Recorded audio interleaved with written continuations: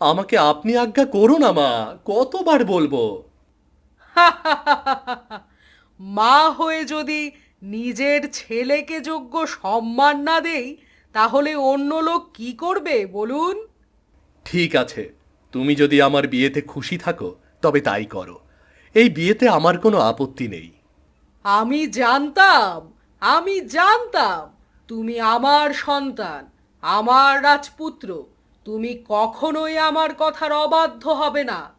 রক্ষী, রক্ষী, কোথায় গেলে? বলুন রানীমা, বলুন। চারিদিকে ঘোষণা করে দাও, এই রাজ্যের মহারাজার বিয়ে ঠিক হয়েছে পাশের রাজ্যের প্রতিবেশী রাজকন্যার সঙ্গে।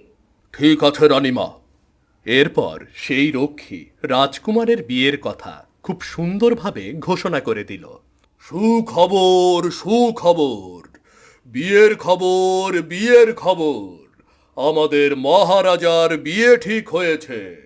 রাজ্যের সাধারণ প্রজারা সবাই আমন্ত্রিত, আমন্ত্রিত সবাই।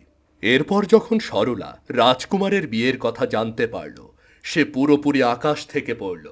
সে ভাবতেও পারেনি রাজকুমার তার সাথে এত বড় প্রতারণা করতে পারে। সে ছুটে গেল বুড়িমার বাড়ি। সবকিছু শোনার পর বুড়িমা বলতে লাগলো, না, না, এটা মহারাজ তোর সাথে একদম ঠিক করেনি। আমরা সকলে মিলে